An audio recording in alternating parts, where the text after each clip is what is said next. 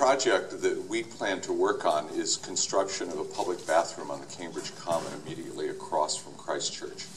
The background to this is that for the last 30 years, Christ Church has opened its doors to the homeless and anyone else passing through the square to use our bathrooms. And for reasons of safety that are complicated to explain, those doors have been closed.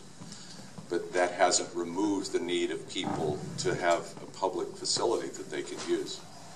So we were practicing our stories, and this is the story that I told, which is, I'm a preacher's kid, and I've had an ambivalent relationship with the church as a consequence all my life.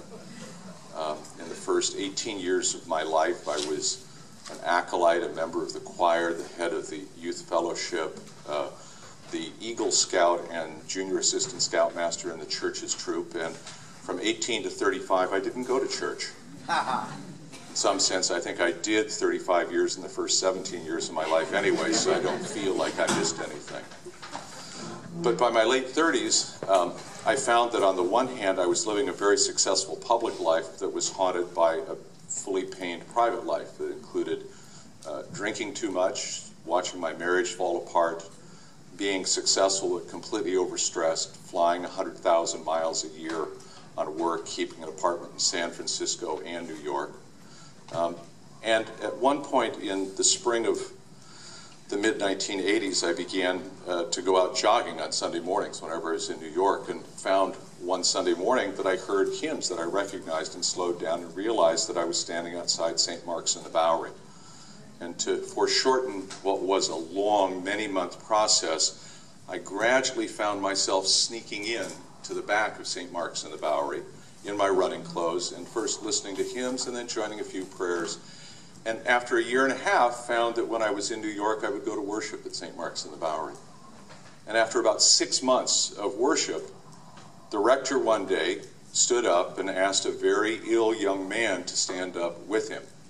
And this was, if you remember, the mid-1980s, a time when AIDS was something very frightening to people, because people thought that you might get it just by shaking hands with someone who had AIDS. And this man was dying of AIDS. And the rector said that he had asked us to come forward and give us our blessing, give him our blessing.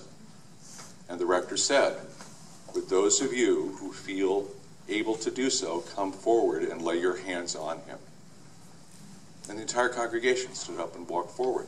Not one person stayed back. And afterwards I thought about it and I said, yeah, I guess I want to be back part of this kind of community. I've been a member of Christ Church for the last 22 years, and with the closing of those doors to the homeless, I've thought a lot about what we need to do as a parish. Right now, the city of Cambridge has a $4 million grant to renovate the Cambridge Common and has not budgeted a cent to build a public bathroom on the Common. We'd like to change that, and we intend to ask members of our parish and members of other churches around the square and people in the community of Harvard Square to work with us this spring to make sure that some part of that $4 million goes to the construction of a public facility for the use of the homeless, for the use of children, for the use of teams that play there on the weekends, for tourists who come to visit. The Cambridge Common is where George Washington took command of the American troops. And if there were certainly bathrooms for 5,000 troops gathered on the Common in 1775, I think by now there ought to be some for those who come to visit the Cambridge Common. Thank you.